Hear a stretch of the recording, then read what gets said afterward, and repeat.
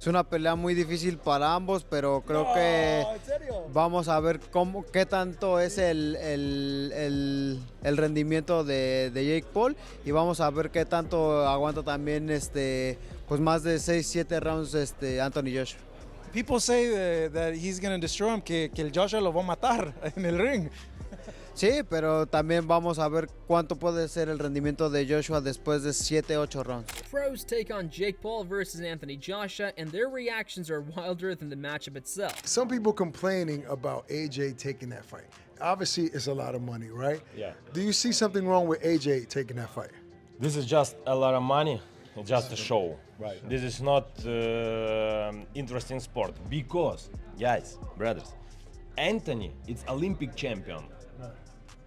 Jake, it's just sportsman. Yeah, YouTuber. Jake do a lot of work. Special coach, special food, a lot of exercise, new. Yes. But this is guy don't have a mother fights.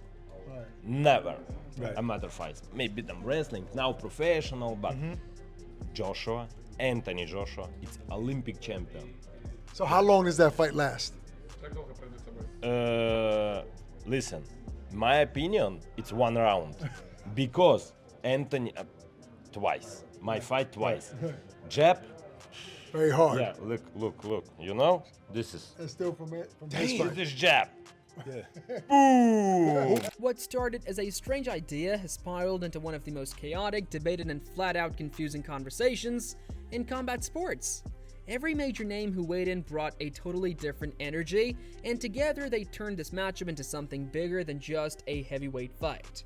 Each fighter, coach, promoter, or analyst had their own lens shaped by experience, personality, or personal ties to the men involved. And as the discussions spread, the stakes kept rising not only for Jake Paul, but for Anthony Joshua too.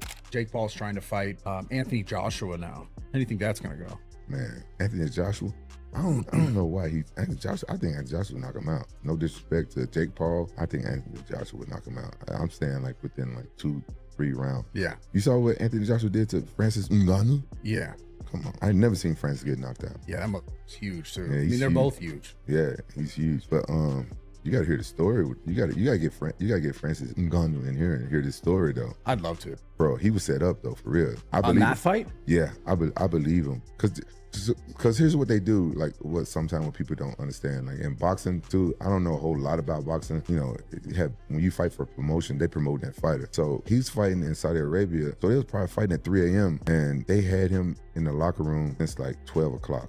You don't do that to a fighter. Andy Ruiz Jr., one of the rare men who actually managed to drop Joshua and finish him, kept things direct. He didn't waste time trying to break down every technical detail or overthink what might happen. Ruiz stuck to what he knew worked. He believed Jake's best shot, if he had one, would look similar to the right hand Ruiz used when he shocked the world back in 2019. Ruiz had felt Joshua's power up close and understood the huge physical difference between them, and he knew Jake wasn't built like a heavyweight. Still, he had seen Jake commit himself to long training camps, surround himself with serious coaches, and try to improve year after year. Ruiz didn't imagine an upset happening, but he did offer what it felt like the most practical advice Paul could take into the ring. Try to catch Joshua off guard before the size difference became overwhelming. Listen, Jake Paul had his face off today with Anthony Joshua. Oh, yeah. He called himself Andy Ruiz 2.0. Oh, So nice. I gotta ask, what advice would you give to him, like technically?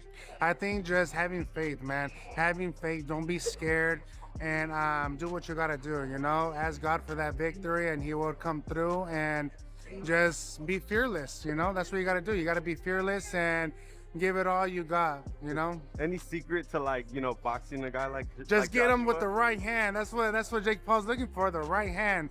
And if he lands, he could do good damage. So a lot of people underestimate Jake Paul, but in reality, he's a good fighter and he's dedicated, and that's what I like about him. You get on the phone with Jake before the fight?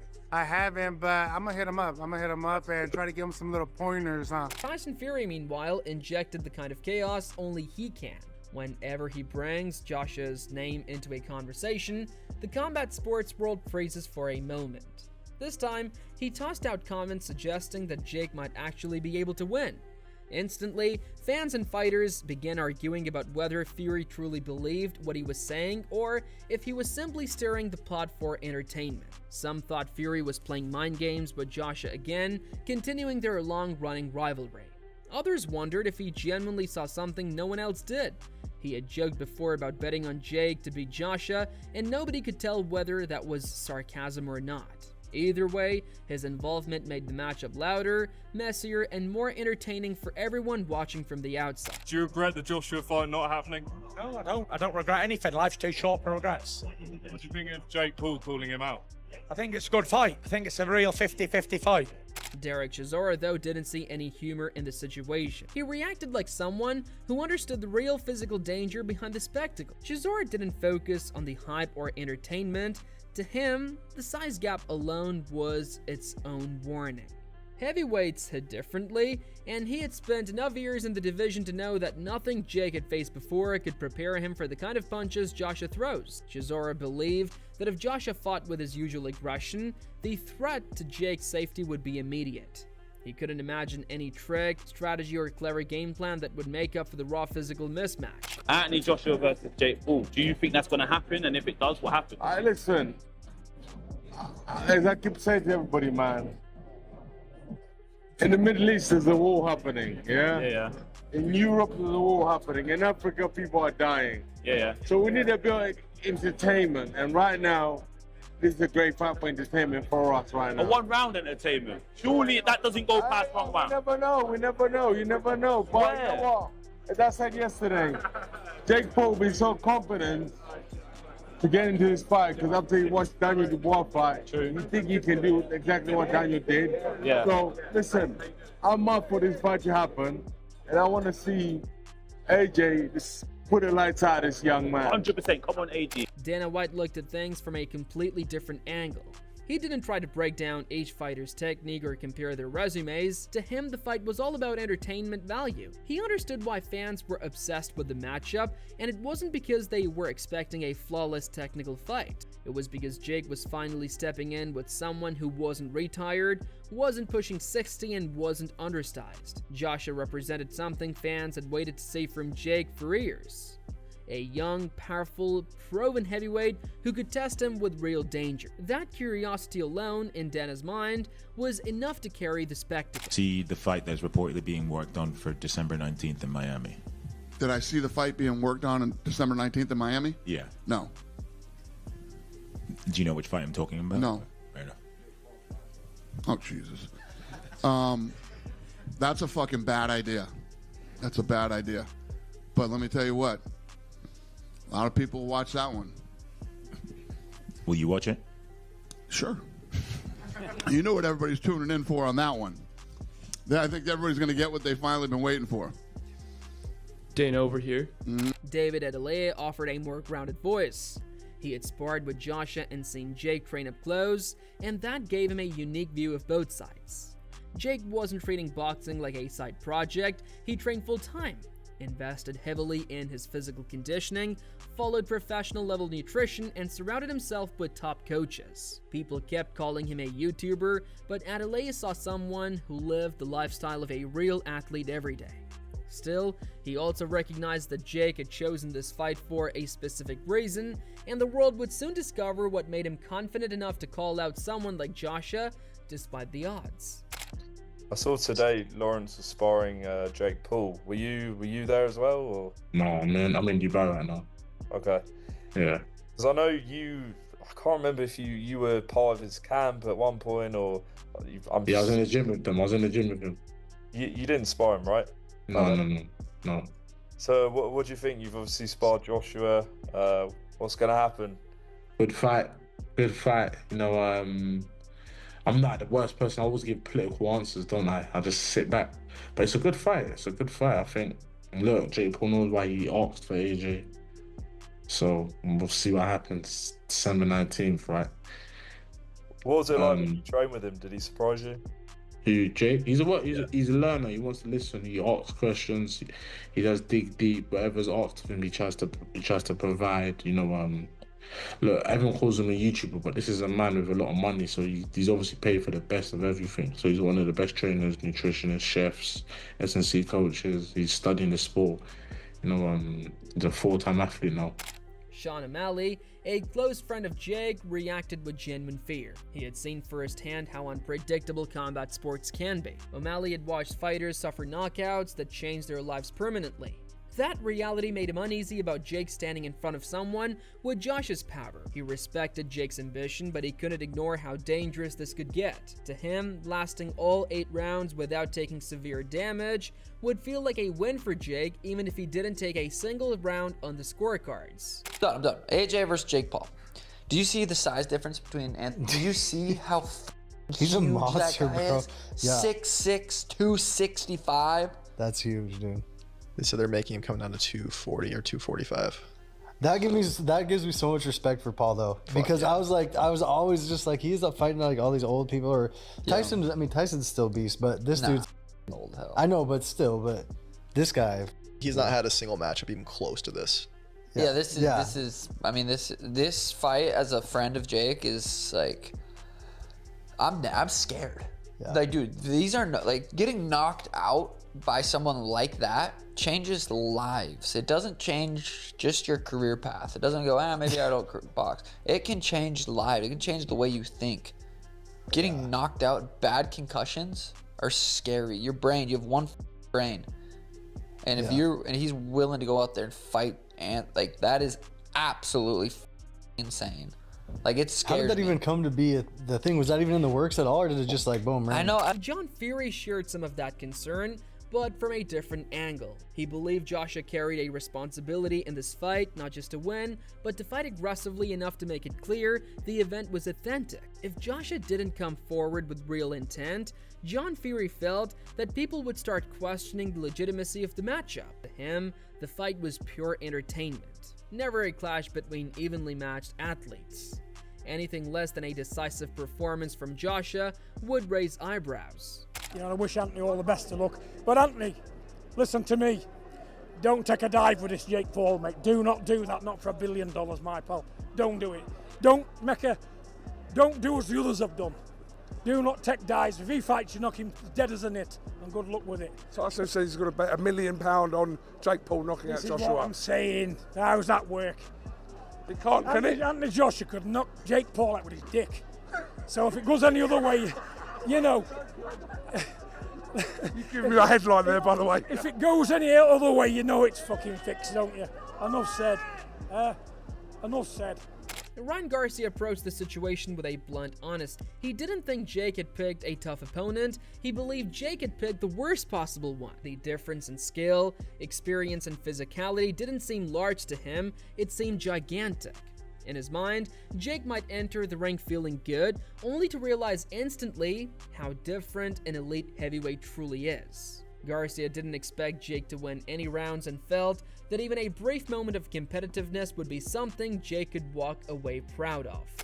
If he could win 1 or 2 rounds, to me that's a W, you know what I mean? So this fight is probably the worst fight that Jake Paul could have taken.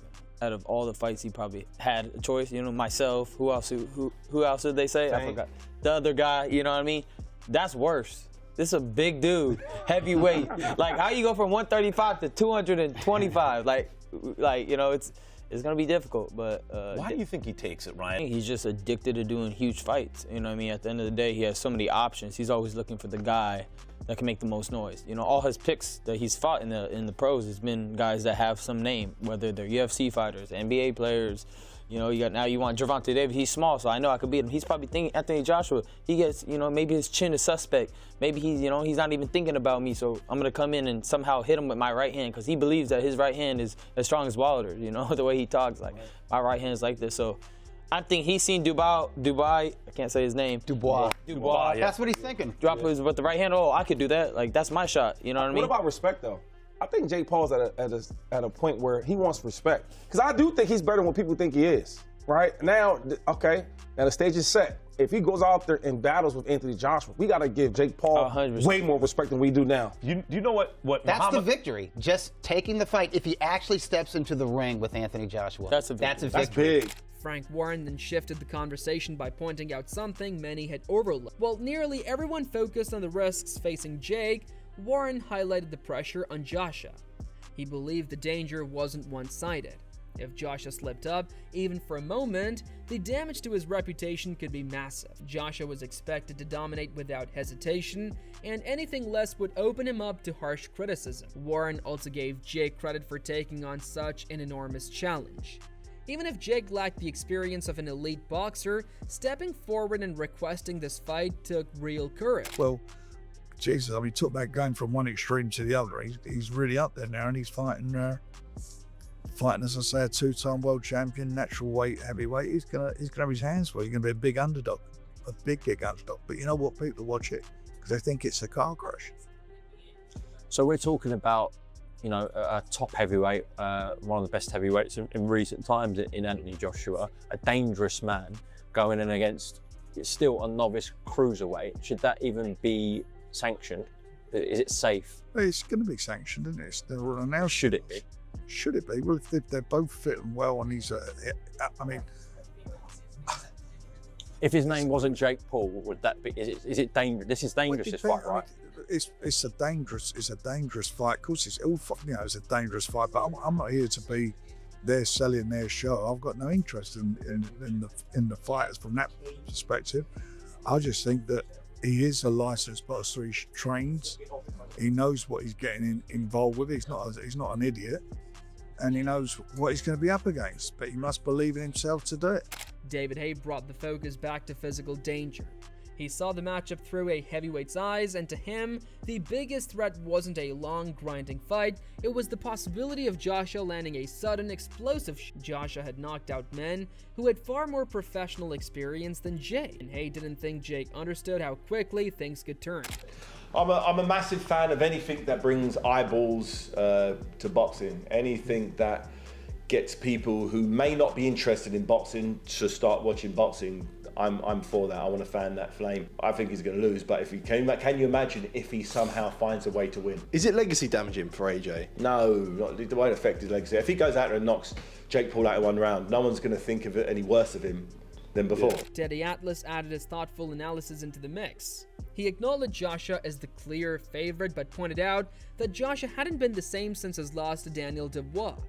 Joshua's long stretches of inactivity and the doubt surrounding his mindset left a cloud of uncertainty. Atlas believed Jake could use his youth, mobility, and discipline to survive stretches of the fight. He didn't rule out the possibility of Jake lasting the full 8 rounds. Atlas had watched Jake make smart career decisions, and because of that, he refused to dismiss him entirely. The former heavyweight champ is supposed to go and win by knockout. I understand all that. What people are thinking. But I tell you one thing. With all that, Joshua has been inactive. Joshua was destroyed in his last fight. I know it was against a fighter, a top fighter, not against a guy that's been fighting a couple years and has had very little background. I understand all. Teddy understands that. I just break it down, all of it. And with having said that, Joshua has been inactive. We don't know where he is mentally. We don't know where he is physically. He's been gone for over a year. We don't know. We know he's coming off a bad loss. We understand that in his last fight. And so we don't know where he's at. But we know Paul's young. We know that he's got legs. He's got a jab. Who says he can't get in there for 8 rounds and motorcycle around? And you know, what is winning for him at this point? Going and knocking out Joshua, which would be unbelievable and unlikely, or doing something no one expects. Taking on this challenge, he's already got everyone's attention. Taking on this challenge, and then going in there and going the distance. Maybe, you know, in a way that no one thought he could. Dave Ellen jumped in with his usual honesty. He believed Jake had put real work into boxing, and even thought Jake might someday win a smaller regional title. But he didn't tie that potential to this specific matchup. To him, this fight was a different world. Jake wasn't a real heavyweight and Joshua wasn't someone to experiment against, Ellen worried that one clean punch could end the fight instantly and cause serious harm, making the entire event feel more dangerous than fans realized. I reckon this kid Jake Paul could win an area title, definitely. I really think he could. He trains hard. I respect all of that. I respect him for what he's doing. Brilliant, he's having a go, amazing. But he's now fighting arguably a top heavyweight of the last 10, 15 years. One, it's dangerous. We're talking like it's a real fight. The whole thing I've been doing right now is based on it's a real fight. They're both going to try and flatten each other. It's dangerous. He's not a heavyweight, he's a cruiserweight, if that. Turned pro at 13-2. And he wasn't a kid, he was 23 years of age. He wasn't a kid, he's not grown into heavyweight. He boxed Julio Cesar Chavez 5 months ago at 14-3. Might cut a bit of weight, might come down from 15 stone, but it's dangerous, really. It's dangerous, very dangerous, because if Anthony Joshua hits him on the chin, he will put him to sleep. He will hurt him, and he could really hurt him, because Mike Tyson in his late 50s, all his MMA fighters, Chavez shot to bits. When Anthony Joshua hits him, he'll have the shock of his fucking life. He's not naturally big enough, for one. Two, he isn't good enough. Joe Rogan echoed the sense of disbelief. He had followed Jake's rise from influencer to main event attraction. But even though he couldn't wrap his head around Jake stepping in with Joshua under full professional rules, Rogan pointed out that Jake had just shared the ring with an older Mike Tyson, and that fight looked nothing like a real heavyweight war. Jumping from a cautious fight with a 58-year-old legend to a prime powerful heavyweight like Joshua seems surreal to him. He shut down any ideas of fight fixing, insisting that Joshua would never risk his legacy by throwing a fight. Joshua, in Rogan's view, would be fighting with full intensity because he had too much to lose. The chance that Anthony Joshua is not going to just lose the weight beforehand. He's not going to come in drained. What he's going to do is just do extra cardio, and that's just going to make him more dangerous. He's going to be terrifying, and he's going to have a lot to prove. He's going to be very angry that Jake Paul wants to fight him. Very upset that this YouTuber who's fought Tommy Fury, who's a legit boxer, and a couple other guys that were legit boxers. That's it. Like everyone else he's fought is Dan Askren, who's really a wrestler. He fought Tyron Woodley, who was an elite MMA fighter, but not an elite boxer. He fought Nate Robinson, who was a basketball player. At least he's fought these guys. He fought Anderson Silva, and he dropped Anderson Silva. And Anderson Silva was a really good striker, but also in his 40s. Different time. It's not the same guy he used to be. This is a 34-year-old Anthony Joshua. This is a terrifying human being. Katie Taylor, who had worked closely with Jake through their promotional partnership, also reacted with disbelief. She appreciated everything Jake had done for the fighters he promoted, including her own trilogies. But the thought of him sharing a ring with Joshua felt unreal. She couldn't imagine any scenario where Jake wasn't in real danger, simply because Joshua's power was on another level entirely. Still, she gave Jake recognition for stepping up, even if the challenge felt overwhelming. Take a fight like what AJ took with Jake Paul. Let's just say some female influencer came on and said, I'll pay you X amount to fight on Netflix. Would Katie Taylor do it? I mean, it depends. I think I would definitely do if I was going to influence more people. So I think it's an amazing event, AJ versus Jake Paul. It's going to bring a lot of people are going to watch the fight. It's going to be an amazing event. Roberto Duran added a different kind of interpretation. To him, the entire fight felt more like something created for spectacle, something cinematic rather than purely athletic, leaving fans wondering if something unusual would take place once the bell rang. It's not a real fight, it's just a pure film. It's a pure movie. Obviously, it's very interesting to see what happens, but he said if it was a real fight, I think we all know what would happen, but will it be a film or will it be the real thing? Pero que solamente que le pregunten a mis hijos sí ven películas que le pregunten a ellos sí saben todas las películas, de todas las peleas que saben. He said if it's going to be a film, so if it's going to be scripted, talk to my sons. They follow that and they'll know what will happen. My son, all day watching fight. Me all day watching movie. It's good for me. Tim Bradley closed out the wave of reactions with a psychological breakdown. He wondered why Jake's team even wanted this fight and suspected they saw something in Joshua's recent history. His injuries, his setbacks, his long layoffs. Bradley believed doubts could influence how Joshua approached the moment. Still, he had no trouble identifying the favorite. Joshua's resume, experience, and championship background towered over Jake's. To Bradley, the matchup represented two completely different kinds of stakes. Jake was chasing ambition and opportunity, Joshua was defending legacy and reputation. Both men had something significant on the line, but for completely different reasons. Oh yeah, Tim Deadstone Bradley, you already know the rest. Oh, did y'all see? Did y'all see what Mike Coppinger said? Oh, is it true? Is it real? Ooh, hey, I like this fight way better. Fake Jakey Paul and Dirty Love. They did it again. They got another guy in there that's a little bit of weak-minded. One that might even sell his soul a little bit for that money. Yeah, and go ahead and lay down for Jake Paul. Yeah, man, this is supposed to be an easy fight for a dude named Anthony Joshua, a dude that did 24 rounds with freaking Usyk, a guy that knocked out Ngannou, one of the baddest mans on the planet. Boy, this is supposed to be easy licking for him. Easy money. Shoot, if he go in there and be who he is, right? An experienced Olympic gold medalist, an experienced fighter that he is, bigger than Jake Paul, stronger than Jake Paul, got more skill than Jake Paul, he's supposed to serve Jake Paul. But if he don't go in there and serve Jake Paul, then you know what it is, guys. Yeah, our question's gonna be answered. Yeah, straight up scripted, straight up WWE. Yeah. Ain't nobody can say nothing different to me. Oh yeah, because Anthony Joshua, he's supposed to smash Jake Paul. Period. Smash him. Yeah. Easy work.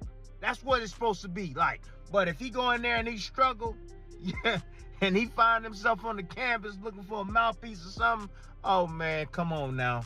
And you know Jake Paul, he signed that NDA, he signed his little rights away and was like, oh, I'll take a dive for 40 million, no problem. I'll take a dive, I don't care. All I care about is the money. All I care about is myself. I don't really care about the sport itself. I'm over the sport, yeah, and then we know, guys. But yeah, I'm definitely tuning in for this one. Oh yeah, I'll be watching closely. But anyways, yo, that's my time. And I'm Tim Deadstone Bradley, and I'm out. All of these opinions blended together to form one of the most unpredictable conversations the sport has seen in years. Some see danger, others see spectacle, a few see opportunity, and many feel fear. But every perspective, no matter how different, added another layer to the strange, explosive world surrounding Jake Paul versus Anthony Joshua.